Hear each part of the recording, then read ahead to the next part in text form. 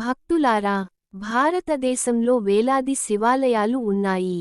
ప్రతి శివాలయానికి ఒక ప్రత్యేకత, ఒక పురాణం, ఒక చరిత్ర ఉంటుంది. కానీ ఈ రోజు మనం దర్శించబోయే క్షేత్రం మాత్రం వాటన్నింటికంటే భిన్నమైనది. ఎందుకంటే ఇక్కడ శివుడు లింగరూపంలో కాదు, తాండవం చేస్తున్న రూపంలో కాదు, ధ్యానముద్రలో కూడా కాదు, తన అర్ధాంగి పార్వతీదేవి ఒడిలో విశ్రాంతి తీసుకుంటూ దర్శనమిస్తాడు. అవును, ఇది ప్రపంచంలోనే అత్యంత అరుదైన శివక్షేత్రాలలో ఒకటి. ఆ పవిత్ర క్షేత్రమే సురుటుపల్లి శ్రీ పల్లికొండేశ్వర స్వామి దేవాలయం. ఈ ఆలయాన్ని దర్శించిన ప్రతి భక్తుడు ఒకే మాట చెబుతాడు: ఇలాంటి శివాలయం ఇంకెక్కడా లేదు. అసలు ఈ ఆలయం ఎక్కడ ఉంది? పల్లికొండేశ్వరుడు అనే పేరు ఎలా వచ్చింది? శివుడు ఎందుకు శయనమూర్తిగా మారాడు? ఈ క్షేత్రంలో దాగి ఉన్న పురాణ రహస్యం ఏమిటి? ఈ రోజు మనం పూర్తిగా తెలుసుకుందాం. సురుటుపల్లి ఎక్కడ ఉంది? ఆంధ్రప్రదేశ్ రాష్ట్రంలోని తిరుపతి జిల్లాలో నాగలాపురం సమీపంలో ఉన్న చిన్న గ్రామమే సురుటుపల్లి. తమిళనాడు సరిహద్దుకు అత్యంత సమీపంలో ఉండటంతో ఇక్కడ తెలుగు, తమిళ భక్తులు పెద్ద సంఖ్యలో దర్శనానికి వస్తుంటారు. ప్రశాంతమైన వాతావరణం, పచ్చని చెట్లు, ఆధ్యాత్మికతతో నిండిన పరిసరాలు ఈ క్షేత్రాన్ని మరింత పవిత్రంగా నిలబెడుతున్నాయి. పల్లికొండేశ్వరుడు అనే పేరు ఎలా వచ్చింది? తమిళ భాషలో పల్లి అంటే పడుకోవడం లేదా విశ్రాంతి తీసుకోవడం. కొండ అంటే ఉన్నవాడు, అంటే శయనిస్తున్న ఈశ్వరుడు. అందుకే ఈ స్వామివారిని పల్లికొండేశ్వరుడు అని పిలుస్తారు. సముద్రమథనం కథ. ఈ క్షేత్ర చరిత్రను అర్థం చేసుకోవాలంటే ముందుగా సముద్రమథనం గురించి తెలుసుకోవాలి. ఒకప్పుడు దేవతలు, రాక్షసులు కలిసి అమృతం కోసం క్షీరసాగరాన్ని మథించారు. మందర పర్వతాన్ని కవ్వంగా, వాసుకి నాగరాజును తాడుగా ఉపయోగించి సముద్రాన్ని మథించడం ప్రారంభించారు. అమృతం రావడానికి ముందు అనేక దివ్య వస్తువులు బయటకు వచ్చాయి. కాని వాటన్నింటికంటే భయంకరమైనది హాలాహల విషం. ఆ విషం బయటకు వచ్చిన క్షణంలోనే 3 లోకాలు వణికిపోయాయి. దేవతలు భయంతో పరుగులు తీశారు. ఋషులు కంగారుపడ్డారు. భూమి కంపించింది. సమస్త జీవరాశి నాశనం అయ్యే ప్రమాదం ఏర్పడింది. అప్పుడు అందరూ ఒక్కరినే ఆశ్రయించారు. అతనే పరమశివుడు. హాలాహల విషం సేవించిన శివుడు. లోకక్షేమం కోసం శివుడు హాలాహల విషాన్ని తన అరచేతిలో తీసుకున్నాడు. అందరూ చూస్తుండగానే ఆ విషాన్ని తాగేశాడు. పార్వతీదేవి వెంటనే శివుని కంఠాన్ని పట్టుకోవడంతో ఆ విషం గొంతు దాటలేదు. అందుకే శివుని కంఠం నీలిరంగులోకి మారింది. అప్పటి నుండి ఆయనకు నీలకంఠుడు అనే పేరు వచ్చింది. కానీ ఆ విషం ప్రభావం మాత్రం తగ్గలేదు. శివుని శరీరం వేడెక్కిపోయింది. లోకాలు కంపించాయి. దేవతలు ఆందోళన చెందారు. పార్వతీదేవి ఒడిలో విశ్రాంతి. విషం ప్రభావంతో అలసిపోయిన పరమశివుడు ఈ ప్రాంతానికి వచ్చి పార్వతీదేవి ఒడిలో తలను ఉంచి విశ్రాంతి తీసుకున్నాడని పురాణం చెబుతోంది. అదే ఈ రోజు మనం దర్శించే సురుటుపల్లి. దేవతలు, ఋషులు, బ్రహ్మ, విష్ణువు అందరూ అక్కడికి చేరుకొని శివుడి ఆరోగ్యం కోసం ప్రార్థించారు. ఆ దివ్య క్షణాన్ని గుర్తుగా ఉంచేందుకే ఇక్కడ శయనమూర్తి రూపంలో శివుడు కొలువై ఉన్నాడు. ఈ ఆలయ ప్రత్యేకత ఏమిటి? భారతదేశంలో శివుడు లింగరూపంలో దర్శనమిచ్చే ఆలయాలు వేల సంఖ్యలో ఉన్నాయి. కానీ పార్వతీదేవి ఒడిలో పడుకుని ఉన్న శివుడి విగ్రహం ఉన్న ఆలయం చాలా అరుదు.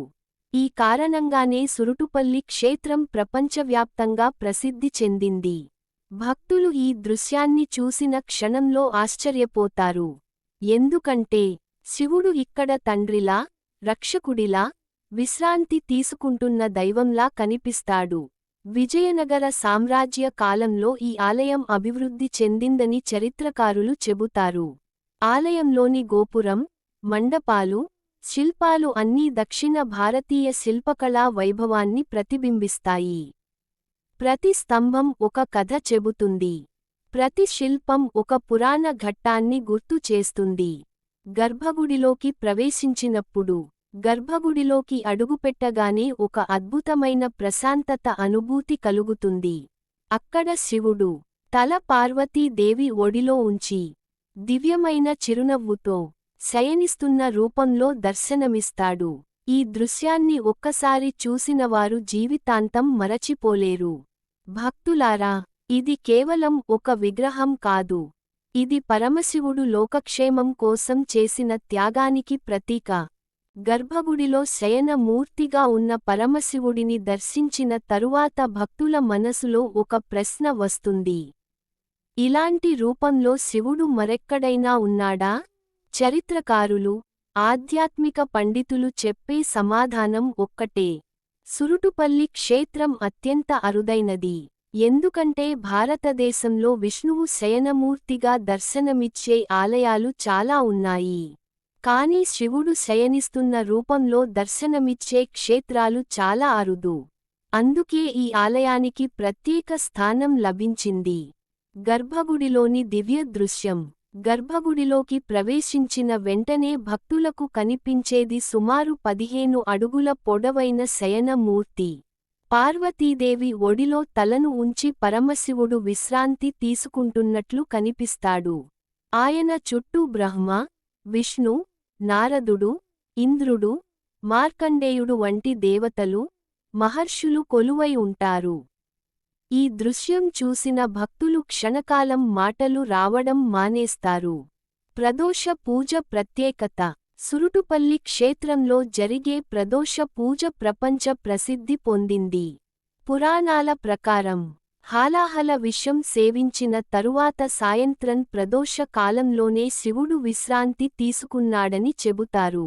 అందుకే ఇక్కడ జరిగే ప్రదోష పూజకు ప్రత్యేక ప్రాముఖ్యత ఉంది. దేశం నలుమూలల నుంచి భక్తులు ఈ రోజున వస్తారు. ఈ క్షేత్రంలో భక్తులు ముఖ్యంగా 3 కోరికలతో వస్తారు. మొదటిది ఆరోగ్యం, రెండవది కుటుంబ శాంతి, మూడవది ఉద్యోగం, వ్యాపార అభివృద్ధి. చాలామంది తమ కోరిక నెరవేరిన తరువాత మళ్లీ వచ్చి ప్రత్యేక పూజలు చేస్తుంటారు. ఆలయ గోడలపై ఉన్న శిల్పాలను గమనిస్తే విజయనగర శిల్పకళ వైభవం కనిపిస్తుంది. ప్రతి స్తంభం మీద చెక్కిన కళాకృతులు అప్పటి శిల్పుల నైపుణ్యానికి నిదర్శనం.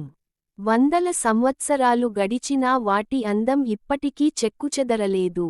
మహాశివరాత్రి రోజున ఈ ఆలయం భక్తులతో కిక్కిరిసిపోతుంది.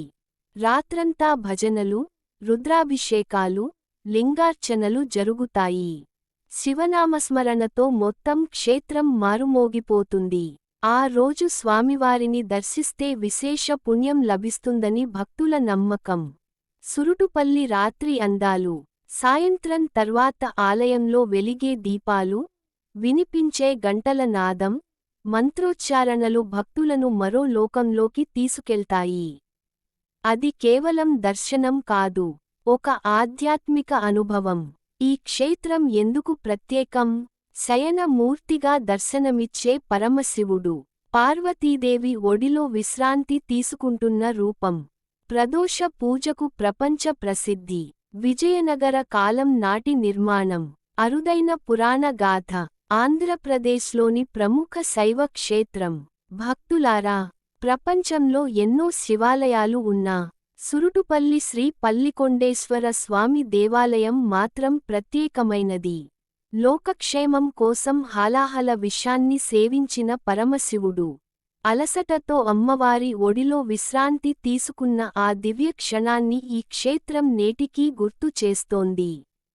మీకు అవకాశం లభిస్తే జీవితంలో ఒక్కసారైనా ఈ పవిత్ర క్షేత్రాన్ని దర్శించి స్వామివారి అనుగ్రహం పొందండి. హర హర మహాదేవ. ఓం నమః శివాయ.